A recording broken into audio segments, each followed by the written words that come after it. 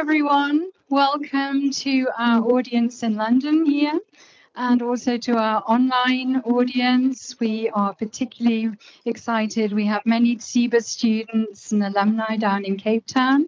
But to anybody else who's out there watching, thank you very much. Both of the audiences will have chance to ask questions. People in the room, obviously live, and others through the chat on the online performance. So I would actually like to hand over now to Cape Town for them to welcome in a way that's going to be much warmer and more interesting than me. So here we go. I'm speechless at the same time. It's a good feeling. My parents are here, family, friends, and I'm so proud of myself also. I'm so emotional. Amazing, excited, appreciative of the moment, and just overblown. I must say it's another step further for our family, and definitely proud as his wife. Yeah. But I'm also just more inspired that I can also take the step further. At the end of the day, I managed to pull through because it was not easy to achieve this, but yeah, I made it now. It was meeting a different community and becoming a family with them. You're part of a family, and also you learn skills that the world of work, that makes you an exception in the world of work. You're also a product of something that is much bigger, a social impact that reaches out throughout the African footprint.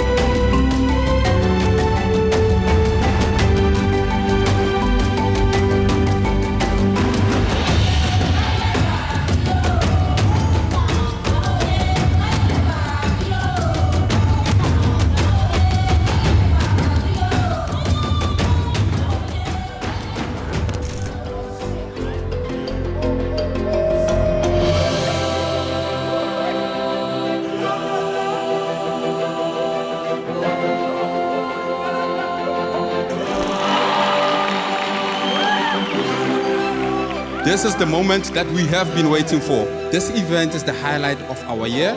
And so in the spirit of TSIBA, I would like to request that you join us for a moment of silence.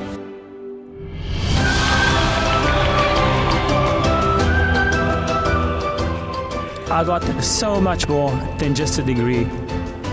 I found myself again.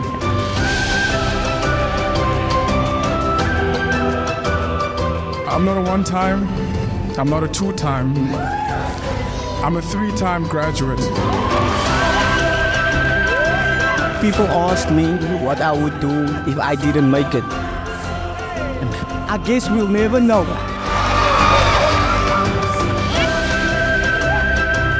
I am a TSIBA graduate.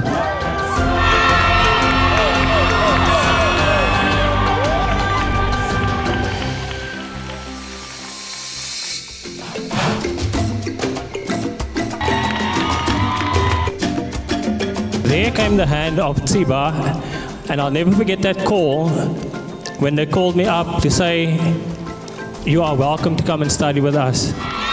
Ladies and gentlemen, a round of applause for the graduandas.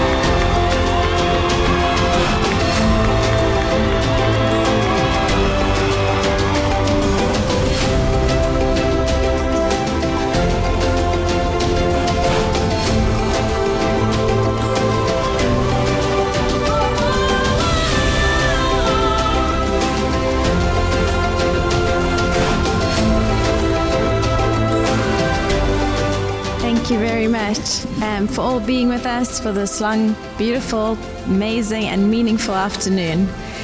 I declare this congregation finally dissolved.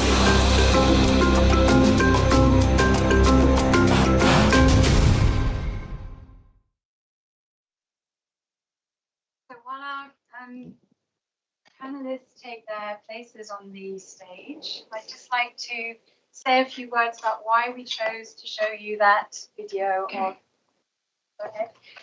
video of the graduation of 2023. Graduates graduated in March this year. There you see young people and students in TSIBA who graduated in their various degree courses. And I think one of the significant things about this is in the context of our panel discussion this evening, over 90% of the TSIBA graduates go into employment, which is extremely impressive in a context where we have over 50% of youth unemployment in South Africa. So I'm, with that, introducing our topic, which is, excuse me, we're going to be looking today at purpose lived as opposed to purpose led. I'm being told this microphone's not behaving. Do you want to try this one?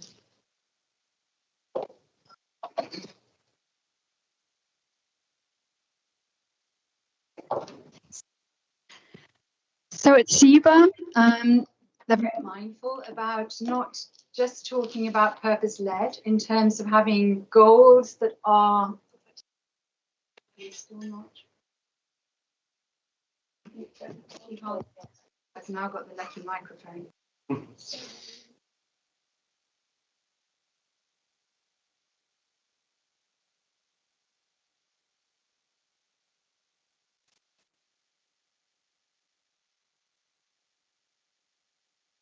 So for those that didn't get the first part, purpose-led tends to suggest a goal that's quite a long way away or could be in the future and not attained. TSIBA is very mindful about talking about purpose lived. So it's only 2 letters that are added, but it's about actually taking intention into impact. So that's the topic that we're going to dig a little deeper into this evening with our panelists, who I'd love to introduce. So we have Nicki Auret, who is Head of Human Resources at ICBC Standard Bank. We have Colleen Evitt, who's Vice President, Program Officer, JP Morgan, Global Philanthropy. Then we have Jonathan Louw, who's Principal Lecturer at the Oxford Brookes Business School here in the UK.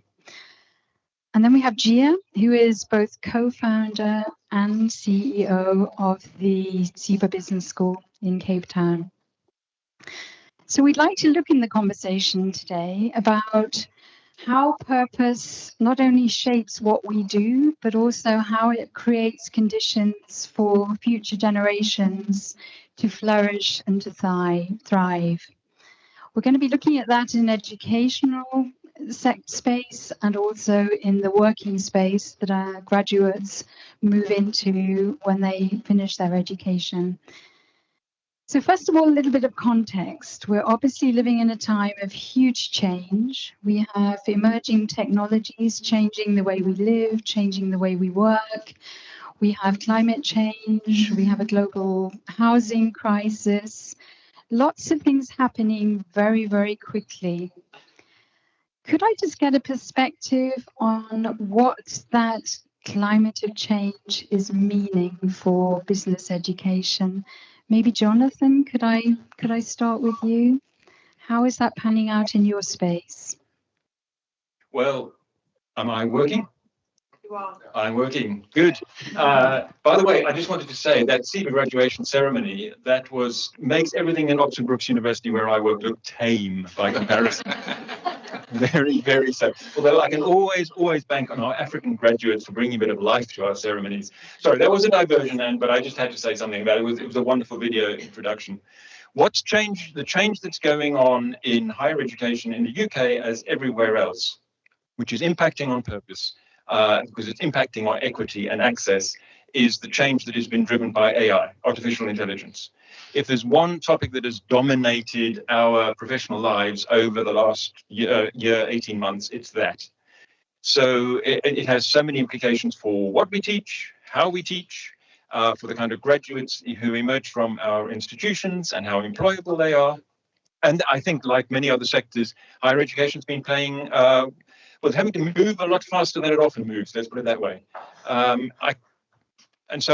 think that issue around access and ensuring continued access for everybody, and so that the AI revolution is one that is actually shared globally, is a big challenge in the field. I think there are good moves that are happening in that regard, but I think it remains a challenge.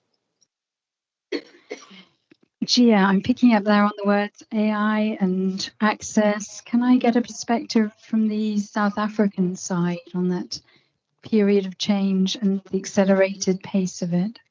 Thanks, Amanda. So AI is everywhere, so it's just as relevant and topical where we are, down at the bottom of Africa. However, we feel that we've got a lot of work to do first, particularly the type of students and people that we're working with. And so there's a lot of fundamental skills that we need to bridge those gaps initially. But AI is much more accessible, and it's almost, well, it's not only AI, but technology is a leveler. So anyone can access it, no matter where you are. And so what I see it in a positive way, that it really enables many students who are, coming, youth and business, coming from all over, bringing together that's accessible in a way that really we can engage, because knowledge can be found anywhere these days.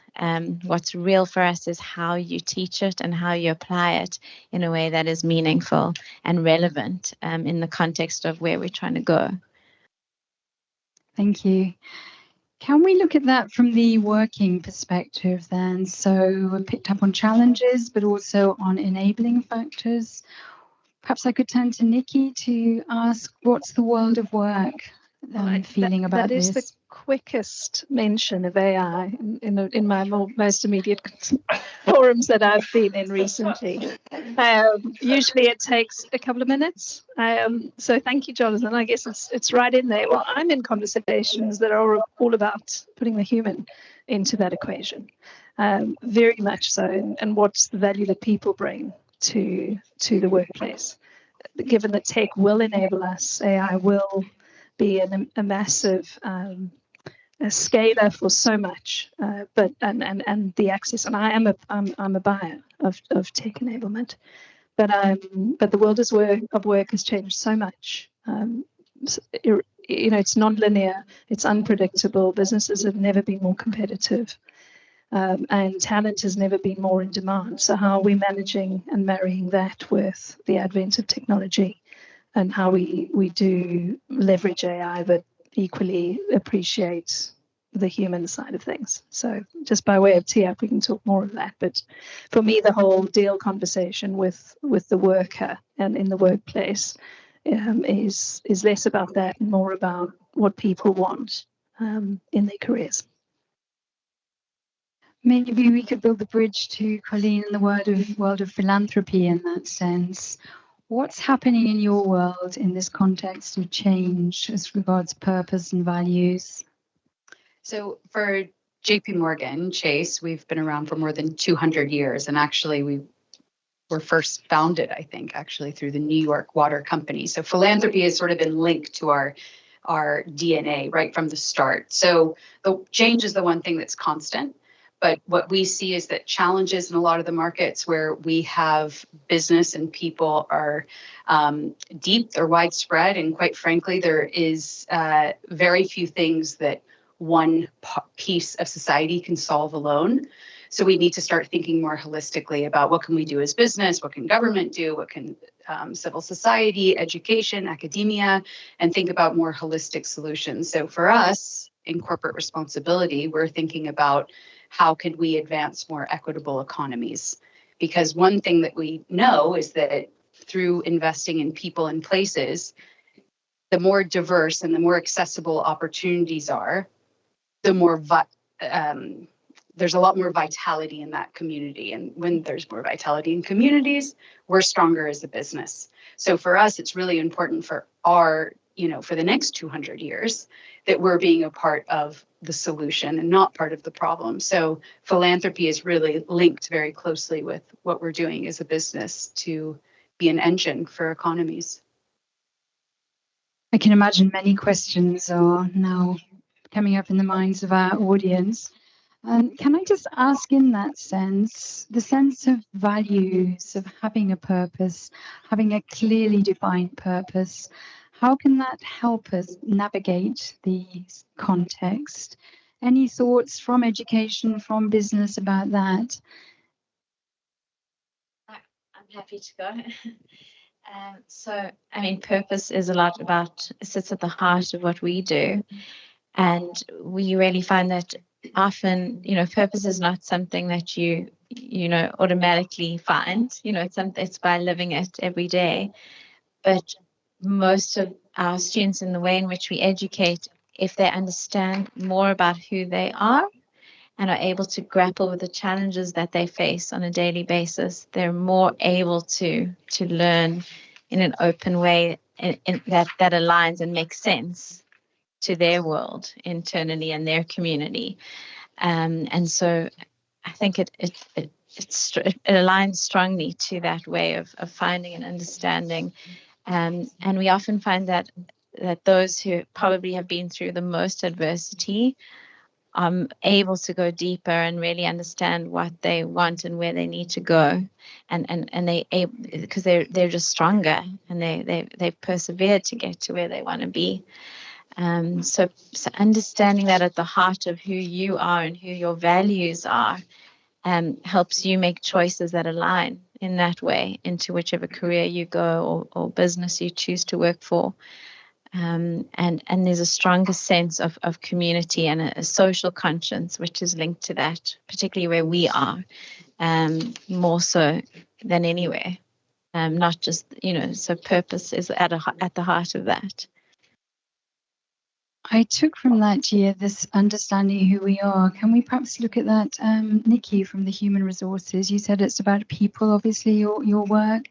How does that play out in the corporate world, the understanding who we are? Again, it's impossible to think about the question without appreciating the context and the shift in the employment and psychological contract between workers and so-called employers. And we've seen a real shift from traditionally loyalty and engagement style contracts, psychological contracts, to thriving contracts and in future probably more lifestyle contracts. And at the heart of that is that humans we all bring our own individual selves to work. We all have a strong sense of who we are and what we stand for. And if there's not an alignment between that and a corporate purpose, and organizations are getting better at articulating that, and some do it really well. But if there isn't an alignment, then it's you just either people will vote with their feet or they simply don't join. So increasingly, there are some I call it newer to the workforce faces here, graduates, recent graduates, and soon to be grads. So it'll be interesting to hear their perspective. But we are constantly challenged in the recruitment process by students who are looking for organizations that will help them grow, that will align with their values, that will mean something to them. And that purpose component is at the heart of that. There's lots I could say on that, but I'm sure there's some different perspectives as well. You want to add to that?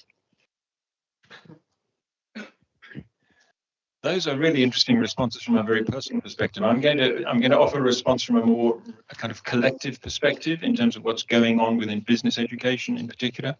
I've been very involved for the last 10 years in an organization called the United Nations Principles for Responsible Management Education, which is a global initiative to transform management education, in which two TSIBA students at the moment are playing really important and valuable leadership roles.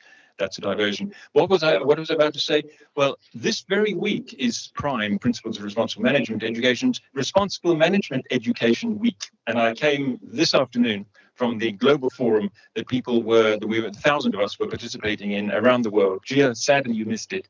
And talking about the transformation of management education.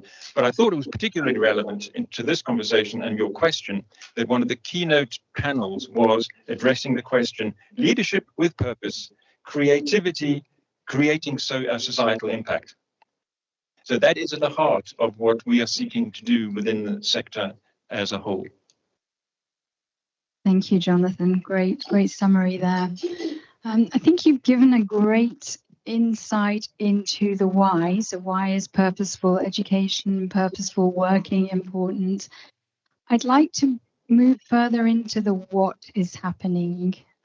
So if we could perhaps I could stay with you, Jonathan, for this. What specifically are you observing in your working area that's really making sure that purpose is relevant, that stays relevant, and that we're doing what we said we wanted to do, which was create conditions where future generations thrive? What's happening around you? Could you share that? I may have said this in last year's session, but the thing that has changed over the last 2 or 3 years is when we have open days for applicants in our university.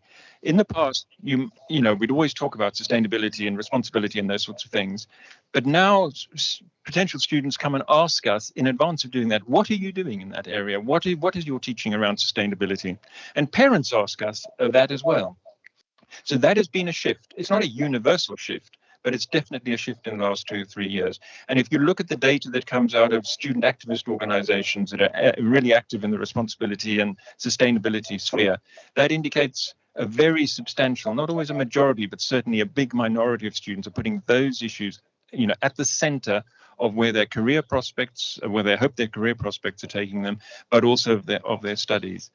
So does that give you a little flavor? I mean, obviously it's going on among staff in terms of our research and our alignment with the SDGs and all of those sorts of things. But from a student perspective, I think it's important not to universalize, because there have been some very interesting turns in, if you look at some of the European elections that have gone on across the EU in the last week or so, it's not a foregone conclusion that all young voters are going to be turning towards, for example, green parties. In fact, there's been a turn away from them amongst young voters. So I think it's very important not to generalize, excessively generalize, but certainly, those reflections on Oxford Brookes are my lived experience.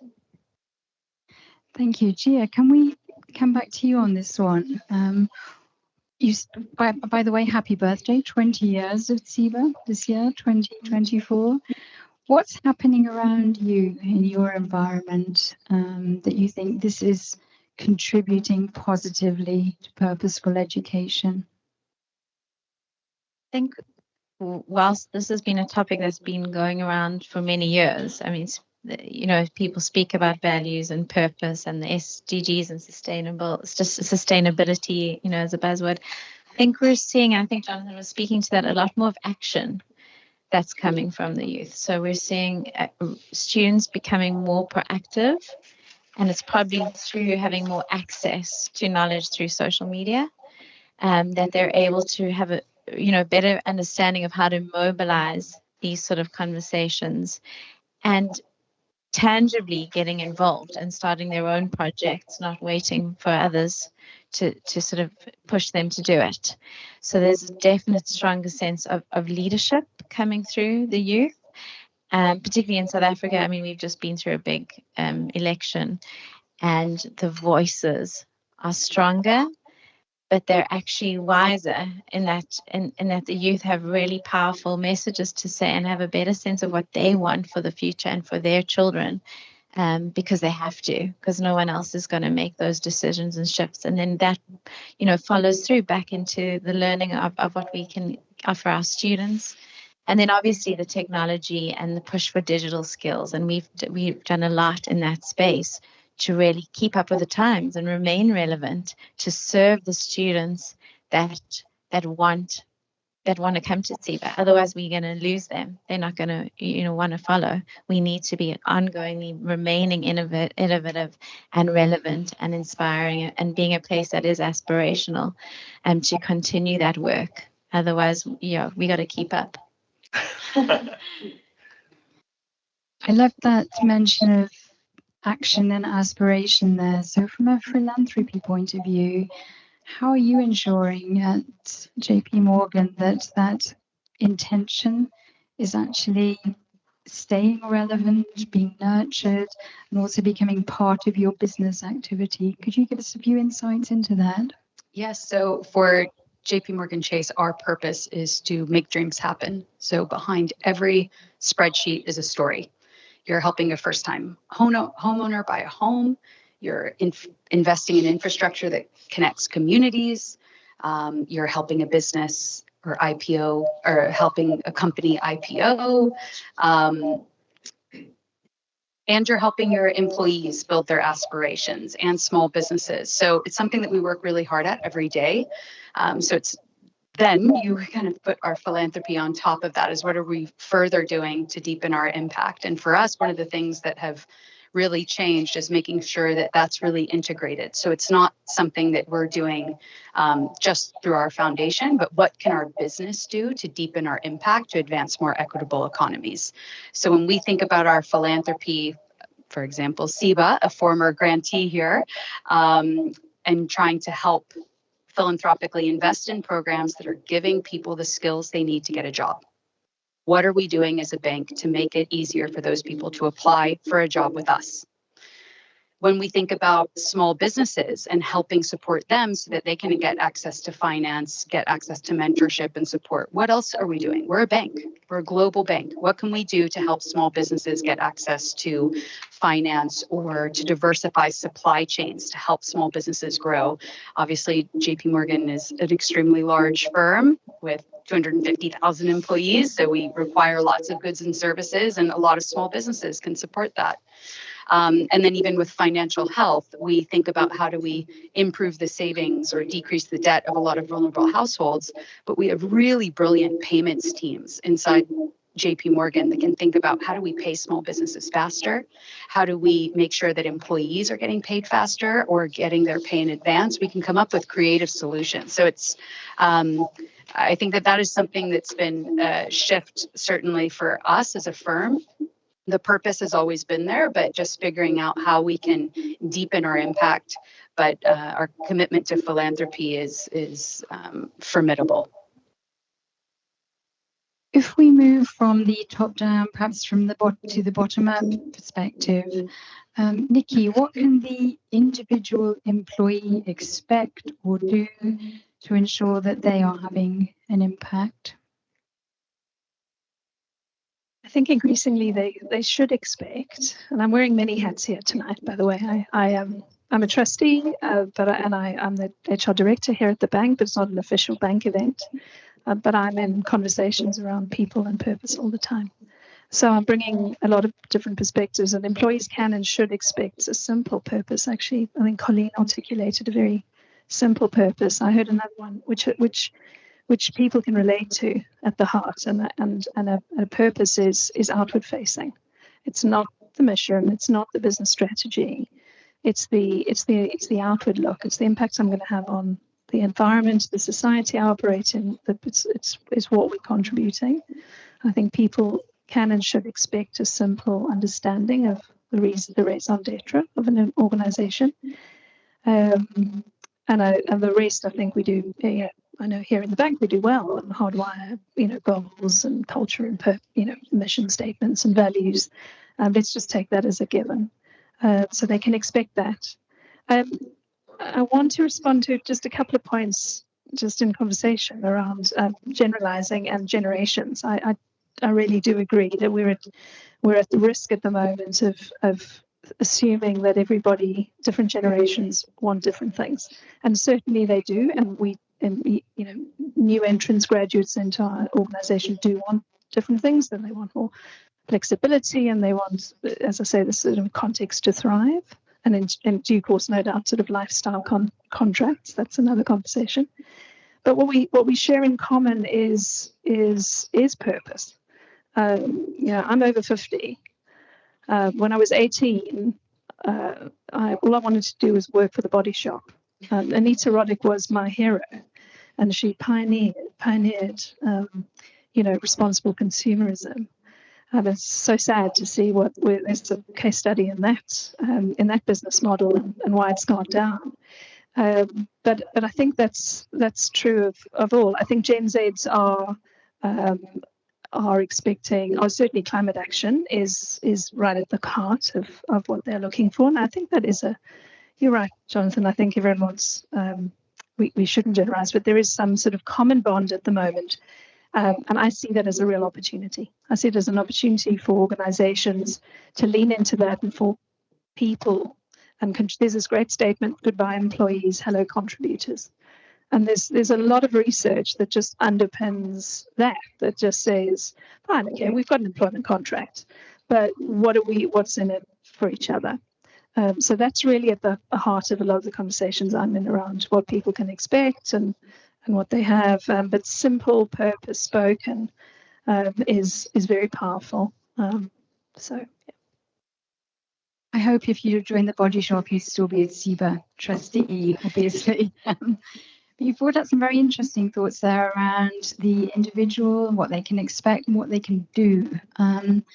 Jonathan, could you share a few examples of things that people may be able to do as individuals that will have a broader impact? The reason I'm asking this is it's very easy in the sustainability conversation to think, I'm really small, it's just me, I can't make a difference. Are there things that you have come across where you say, actually, they are quite useful tools, useful approaches, where people can actually feel they're making a difference?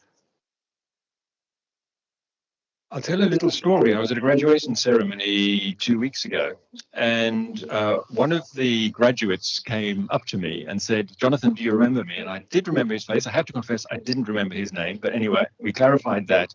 And he said, the module that I took with you, Environmentally Sustainable Business, 2 or 3 years ago, led me to do my final year's dissertation in the area of sustainability. And from that, I managed to get a job in a marketing agency where all of my accounts are advising the renewable energy industry. And that, for me, was a journey that I helped prompt, and a journey in which purpose, in this case in relation to environmental sustainability, had a real meaningful kind of reality, a lived reality, and also increasingly an impact. And part of the reason for using that particular story is that one of the tools that we use in that module that I teach is called the En-ROADS Climate Simulator. And I don't know whether anybody in this room has ever been on it. It's powered by MIT and lots of entirely authentic, credible scientific data. It's free to use, and that's a very important contributor as well. Any classroom in any country can be using it, and it models different types of impacts of different policy levers that you can pull in terms of carbon taxes, in terms of deforestation, in terms of electrification, and their impact on climate change, with the goal of pulling all the right levers and bringing it down to 1.5 degrees, although many would say that's probably an almost hopeless cause at this point. So they're out there. There are all sorts of tools, often free to use, that are available to global citizens to use. It's a matter of actually making sure that people know what they are and how they could use them. So we can do something, absolutely, as individuals. Well, my student had done something. Yes, yeah. Relatively small, relatively limited in his career, but he's only 23, 24.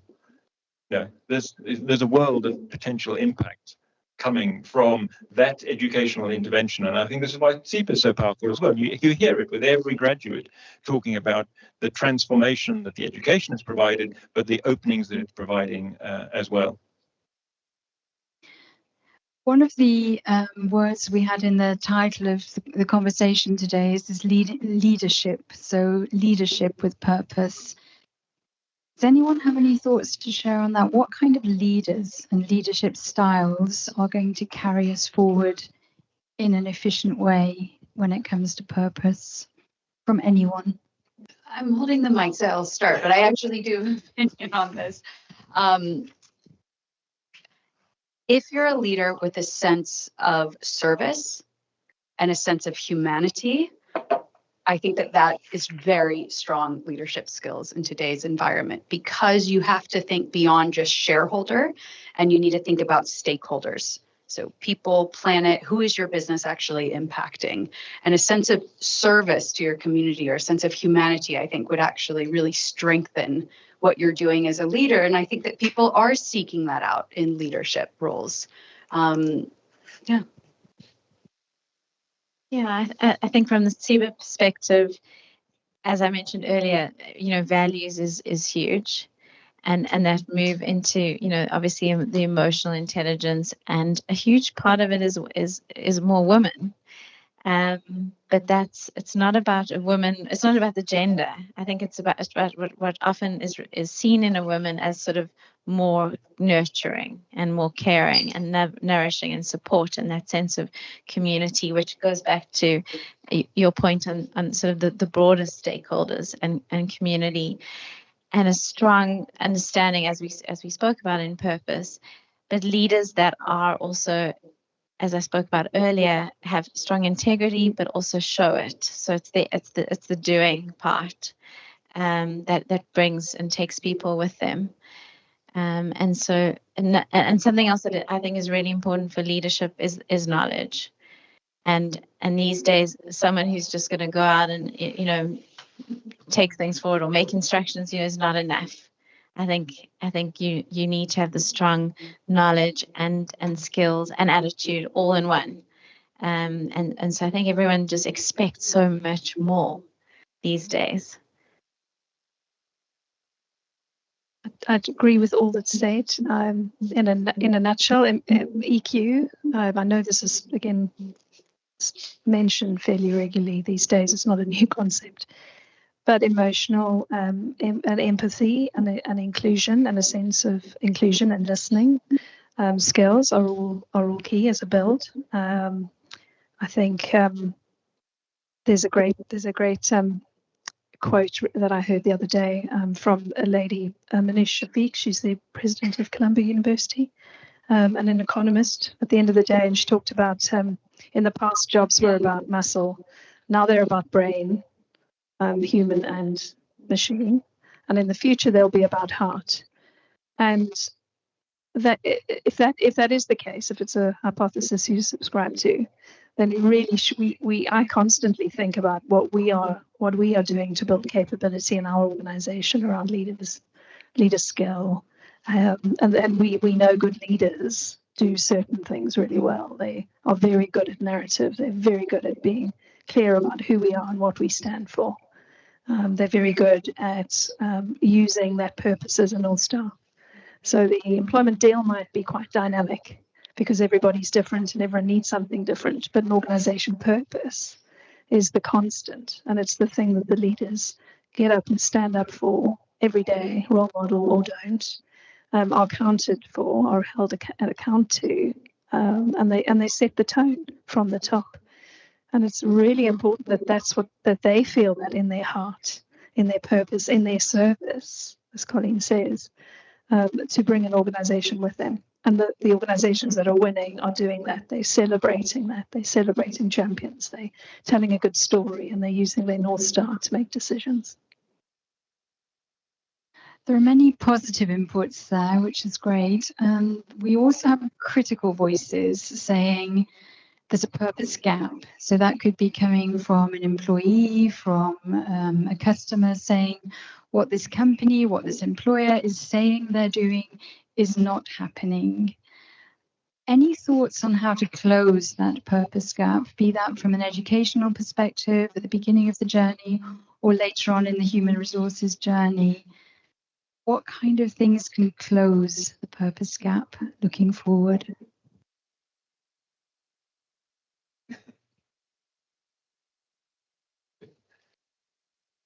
That's a big question, and Amanda nods and says, I know.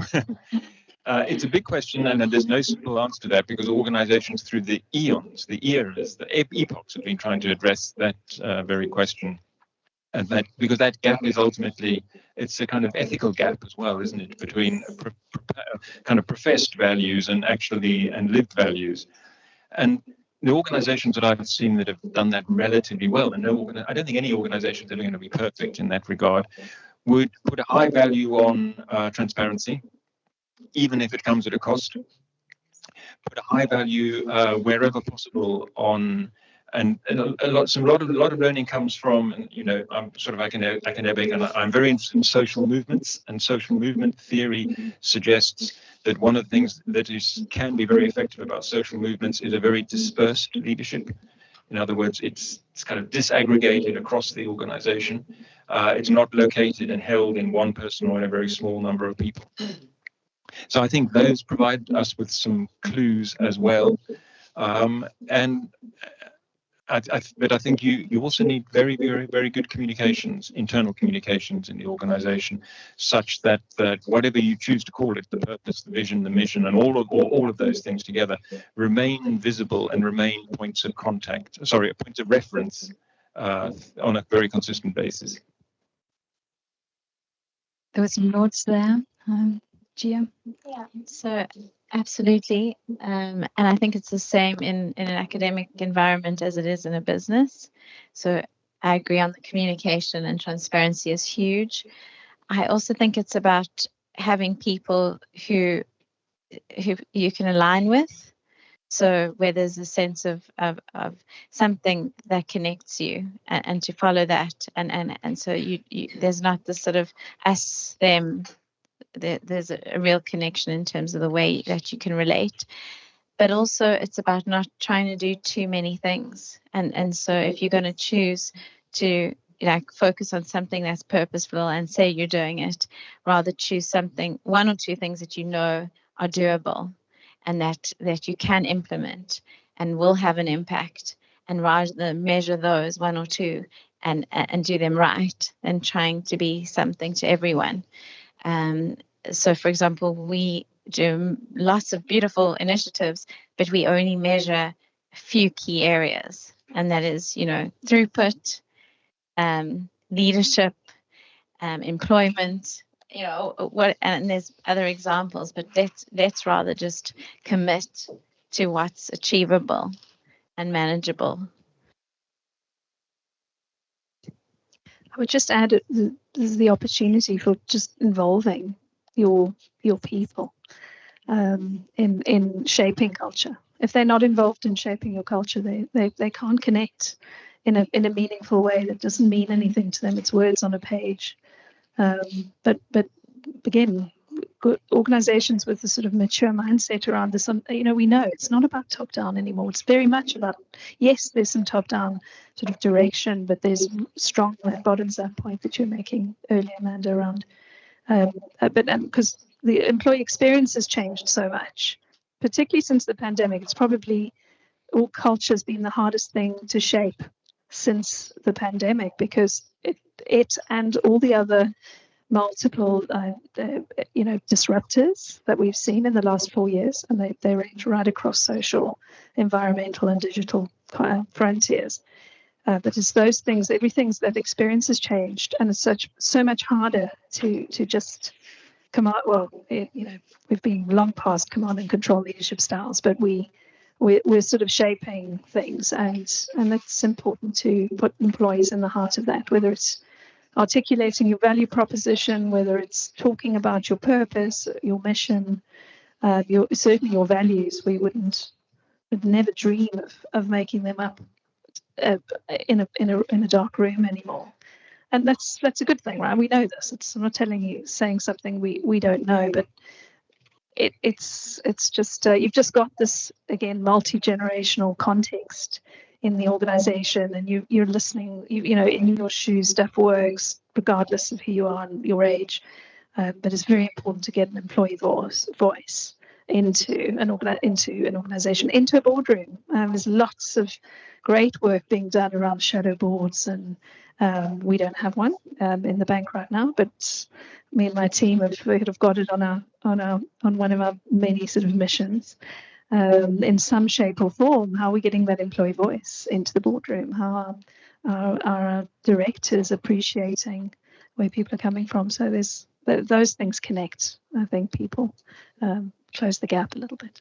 Thank you. Communication involvement. Colleen, anything to add to that? So I think in terms of closing the gap, first of all, my advice to a lot of people, because it's advice that I received, which I thought was very good, is to figure out what your values are and make every decision accordingly. If it does not align with your values, it is not the right decision. So first of all, let's just say from a business perspective, if you feel that you're working for an organization that does not align with your values, think about leaving. But think about changing it. So something that we have at JP Morgan Chase, which I really love, is that we have a lot of what we call business resource groups.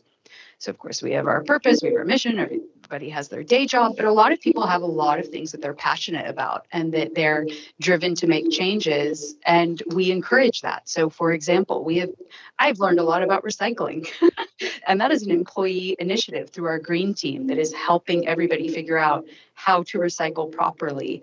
And when you have 22,000 people in the UK eating, 1 to 2 meals in a building, these things actually do make a difference. So imagine if this group hadn't thought about pushing that forward.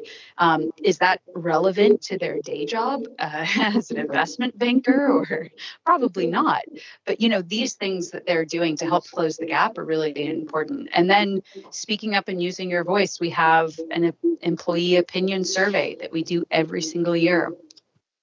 It's most effective when people respond to it, and we have a very high response rate.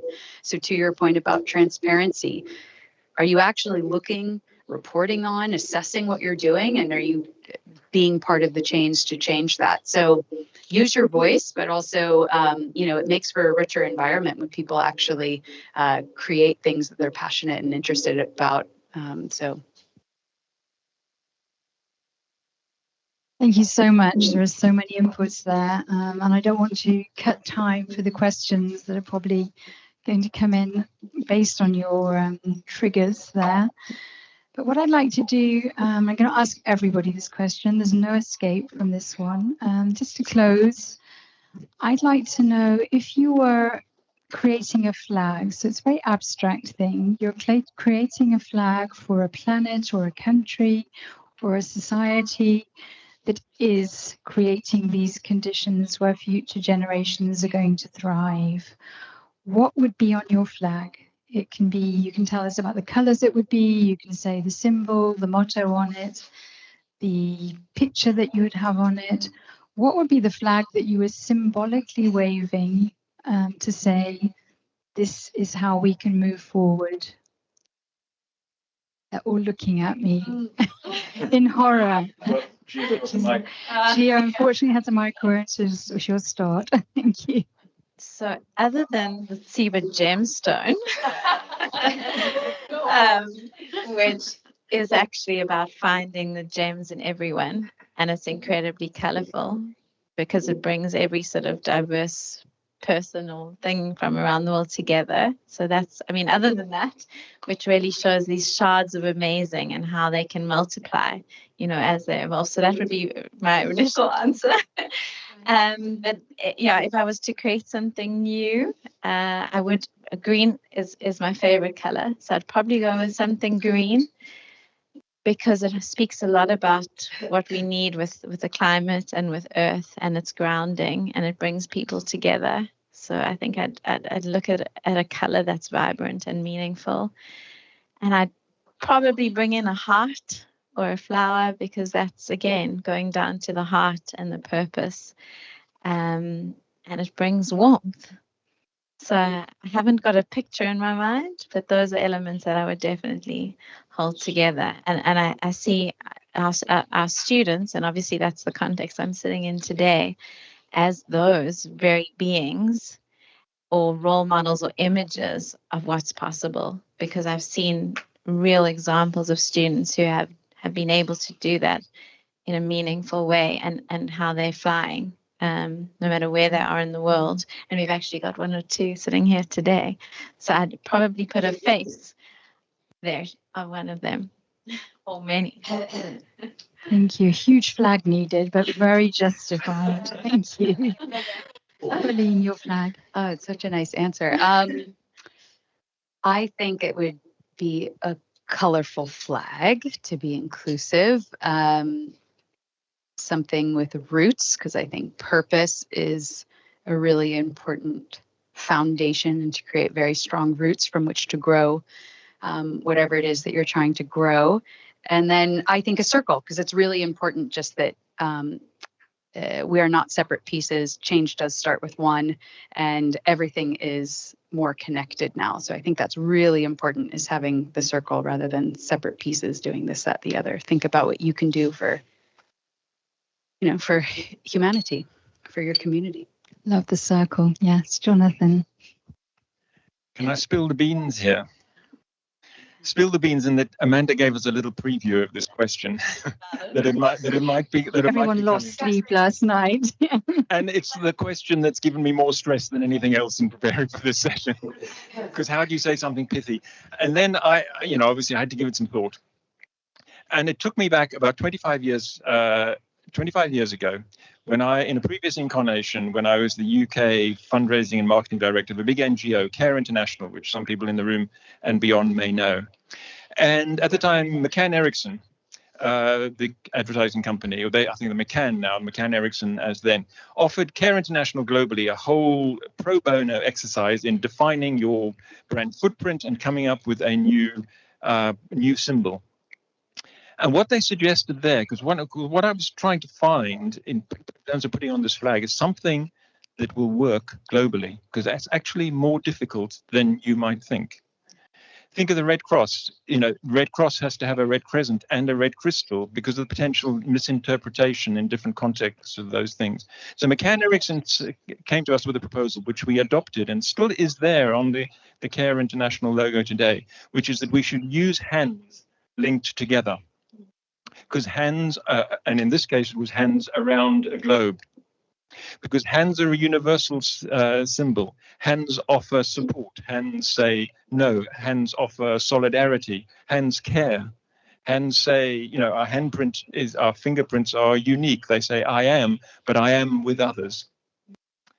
So that's what I would have on our flag, would be hands joined together. I'm so glad I stressed you. It was worth it. That's a really great answer. Thank you. I hadn't even prepared. So. Confession. Nicki. I did give it some thought, and mine's a handshake. And it's a handshake for commitment. It's a handshake for connection. It's for the future generation. And I think the motto is to go with it. And I think there's a wonderful sort of combination of all the things we said, and color, and yes, we green, but leave it in better shape than you found it. Whether that's a relationship, whether it's the environment, whether it's a business that you've got responsibility for, whether it's a process you've got responsibility for, leave it in better shape than you found it. But particularly when it comes to people. I think there's something. I think Jonathan wants a second flag, so we're going to give him one. Sorry, I'm cheating. That is coming back in my direction. Yes, and that I had a completely off-the-wall thought when I was also thinking about this question, and you've reminded me of what it was. Because I had this fantasy that when you raised this flag anywhere in the world, there would also be a song that went with it. That everybody would burst into song at the same time. And you know the song that I thought of? It starts, first I was afraid, I was petrified, kept thinking I could never live without you by my side. That's the earth speaking to us as people, but actually it was Gloria Gaynor speaking, and the refrain of that song, which is, I will survive. We've got audience participation as well. I will survive. Catherine sings, so give her And again. As long as I know how to live, I know I'm still alive. Fantastic. We have audience participation, and I hope everybody's been participating online as well. The reason for saying that is I think, we are doing great damage to this planet, and I think it's very important that we recognize that actually those tables need to be turning. This planet needs to be speaking to us, and it is, in fact, speaking to us through climate change and other things. But anyway, it will survive. I do firmly believe that it will survive. The planet will survive, and I hope that we do too. Wonderful. So I hope no one's disappointed. We're not going to start the karaoke yet, but the alternative is the Q&A. I'd like to now open the conversation up to all of the participants here, and also we have Pauline, who's going to whisper to me any online questions. Anything you'd like to ask the panelists, or any thoughts that you would simply like to share in this forum? Any order, any show of hand? You sang, you have to be the first, please. Do you have a microphone or do you don't need a microphone? I do apologize. Okay, so my question to the panelists, whilst we've gone through many changes over the last few years, never mind the last X amount of years that I've been on this planet, who would you say individually, who are your role models now? Because I had my role models when I was growing up, but things have changed. So who are the role models now, given the purpose and the lived that we've been talking about tonight? Excellent question. I think everyone heard role models. Jamie Diamond. We're having shouted out ones from the audience. Panelists, any role model that comes to mind spontaneously? I'm a big fan of Jacqueline Novogratz. She is the founder of Acumen. I just draw a lot of inspiration from her. I think that she's done an incredible amount of work in her career in the impact space. And so for me, just switching over from, being a reformed recovering banker and switching over into the impact space, I just can't picture my life not having some form of impact of returning to my community and things like that. And so she's been a really important role model for me. I think she's great. She has a book called Blue Sweater, and check her out. I think she's pretty interesting. I'm going to pick a climate scientist called Johan Rockström, who used to work at the Stockholm Resilience Center. I think he's at the Potsdam Institute now. And why am I picking it? Because the Stockholm Resilience Center is responsible for the development of a set of concepts called the planetary boundaries, which have become absolutely fundamental to a study of climate change, but also all sorts of other boundaries around biodiversity and land use. And not just because he's a climate scientist, but because he's spoken and is able to speak to audiences of very, very different backgrounds, and has been very influential in the world of business as well through the presentations that he's done to business audiences.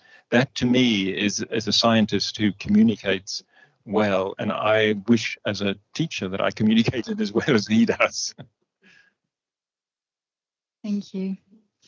Gia. So I can think of many, but in this context, I'd have to think of some of our alumni and our students who are beyond, anyone that I know out there in the world in terms of what they're doing, from coming from very little to persevering, and what they're doing now and the impact they've had on their families and their communities. So I can name many, hundreds and thousands. And particularly one that stands out for me is Muno, who is the leader of the PRME chapter, and what she is able to articulate in how she can readily achieve and understand the world and what we need to do is just beautiful. And so she speaks about climate change in a way that just brings it down to earth, that's manageable from the recycling outside. And for our students to hear that and to see our students, like you see on the graduation and walking up, I every day meet role models where I work. And I'd love to even bring some that are here today into this conversation. And in fact, next time I'd love them to be sitting here and answering these questions. I agree, and my theme's the same. It's my 17-year-old niece in Cape Town, who just is wise beyond her years. She's brave. She cares deeply about people and the planet, and she makes me think every day. So there's definitely a next generation conversation and voice that's needed in this discussion. And if not today, definitely in the future. Thank you. Thank you. Good answers? Absolutely. Perfect, thank you. I think we've got an online question coming in. London calling. Fine, I've got to pick up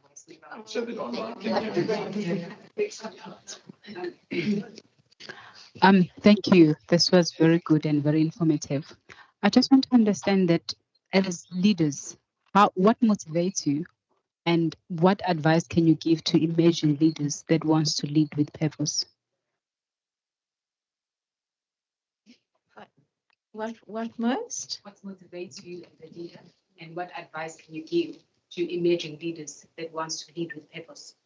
What sort of advice that you can give guidance? So what motivates and what advice to give to future leaders? I think what motivates me is mainly like the reward of seeing, students who grow and learn, like I mentioned earlier. But on a daily basis, it is that sense of purpose and doing something that is rewarding, that isn't just for you. That if you choose to do something in your work or in your life that has a bigger impact on other people, that keeps you going. It creates a sense of hope. And so, waking up every day knowing that you're going to do something that has meaning it gives huge amounts of energy. And then personally, for me, it's family and my children. And so it goes back to that youth. And when you see things through the eyes of them, that's motivating, because you want to be the best that you can be to role model that for your children. And I think there's nothing more meaningful than family and kids, to see, why we're here and what life is really about. Other thoughts on that? Isn't there a quote that I think is good? It's the two most important days in your life are the day that you're born and the day that you find out why. So I think, figuring out what motivates you. For me, I'm actually very motivated by problems. Kind of the messier, the more complex the market. South Africa, for example, it's certainly not the most complex, but it's certainly an emerging market. There's a lot of history of why there's so much entrenched disadvantage. Geopolitically, it's a country that's in transition. It's incredibly young. So when you think about what solutions you can bring to the problem, is really interesting when the problems get stickier and more complex. So I found it very motivating, but only insofar as, what the driving force behind the next step is, okay, and what can we do to be part of the change? I think for leaders, I think it's incredibly important, the point on the characteristic around service. There is a lot that might motivate someone into a leadership position. Money, power, influence, platform, whatever it might be. But service is so incredibly important. And it's not just thinking about public servants, when we think about prime ministers and things like that. It's, I don't know, sometimes I question if we're moving away from public service and actually serving the community and serving the stakeholders. So it's just so important. I think people are going to be demanding more and more of that in the next generation and beyond. So I think it's important advice is to think about service. Some good inputs there. Can I move on to gentleman with the blue jacket? Thanks so much for coming to visit all the way from South Africa, Gia. I think the biggest challenge that you that came to my mind was that both sets of students over here and over there, they share this amazing ability to attain knowledge. That's something that we look at, our generation looks at and says, this is just amazing how much knowledge they have at their fingertips and how actually smart they are. But what you have at TSIBA, which they don't have over this side of the world, is you have a student body with incredible resilience. And I have no idea how, but it would be wonderful if you could package that resilience and teach it in the Western world. I think that's really what TSIBA can offer to a global community, not just a South African one. Thanks, Greg. And so I think the best way to do that is to engage and to bring them together. And so we have been doing many immersion programs where students from other parts of the world come and spend time with our students. So they both learn, they connect, they get to have an experience in Cape Town, but actually to get to know each other. And I think it's that engagement and interaction is what's the most meaningful. So whilst we can't package it, we can create experiences that bring different voices together and ways to learn.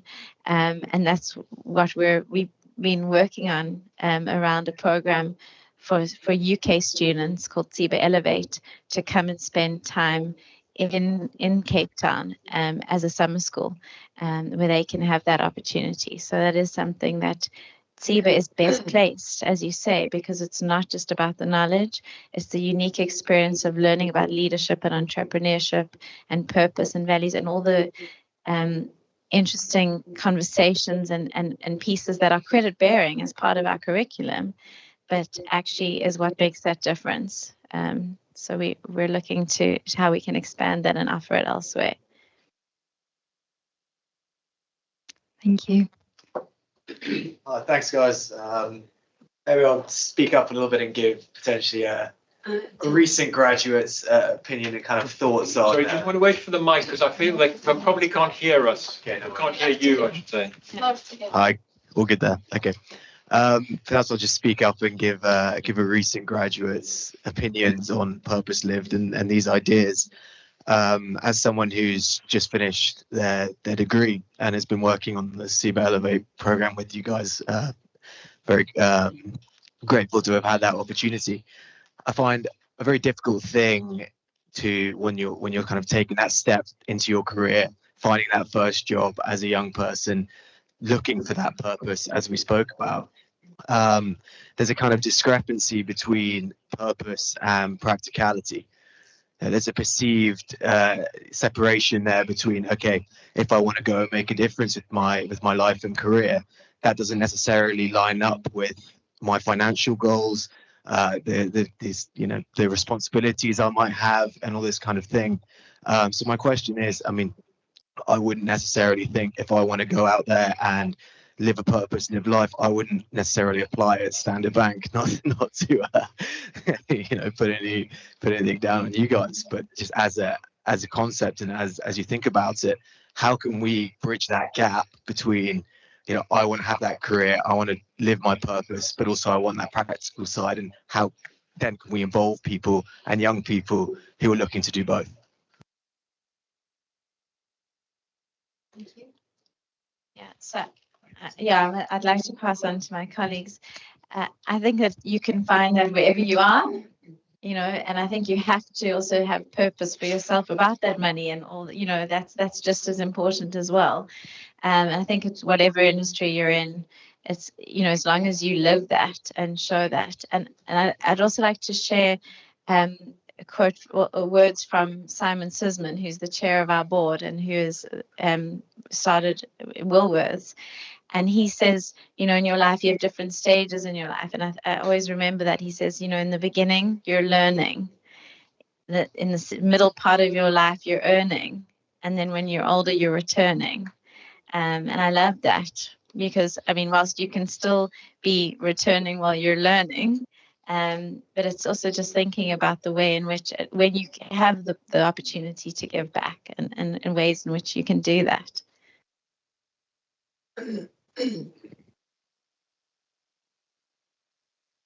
That I didn't know that question was going to be asked, but it's almost a plant as far as I'm concerned, because that's a really big question. I'm only speaking from a UK perspective at this stage. I'm not claiming wider knowledge than that, because we experience within the prime network that I was talking about and within universities a real gap between what our students want to be doing when they graduate in terms of purpose-driven or purpose-led or purpose-lived, with an orientation around kind of issues of equality, around issues of lifestyle balance, but also around sustainability. There's a real gap between the jobs that are out there and the students who are looking for them. So the demand-supply equation is really skewed at the moment.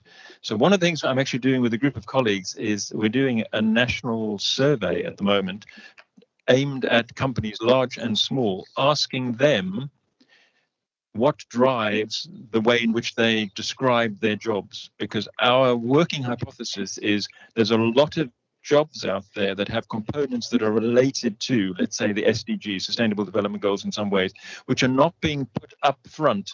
That they're not actually they're not part of the recruitment and selection exercise. But if they were, would offer routes into that kind of employment of good graduates, but who would feel they were able to, achieve those, both their financial, practical, but also their values orientations at the same time. So if there's anybody in the room who'd like to take part in that study, any corporate of any size, do let me know, because we're at 150 responses and we only launched 2 weeks ago, so we're pretty happy about that. We'd like to get to a good few thousand. Thank you, Jonathan, and I hope that's been noted. I don't want to neglect the online audience. Do we have a question that they would like to ask the panel? Thank you. So when we wake up tomorrow and inspired by this conversation, what should be among our first thoughts and then our very first action? And that's to everybody. Do we want to say who the question's from? Was it anonymous? Okay, fine. Question to everyone. Can I start with you, Nicki? Oh, good. Saying, what am I going to do? What am I going to say? And what am I going to do differently? At least I warned them with my difficult questions. Exactly. Now we're on thought.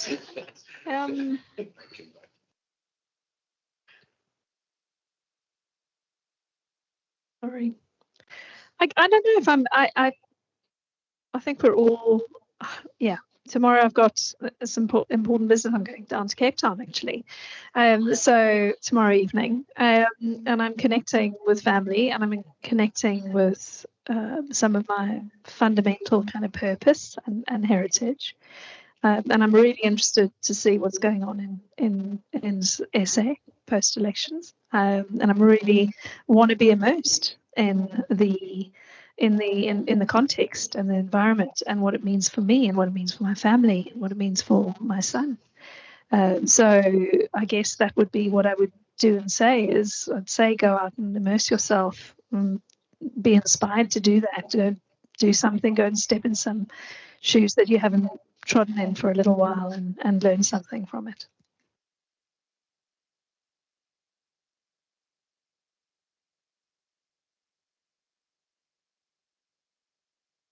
I often feel very fortunate that I wake up. I'm an optimist.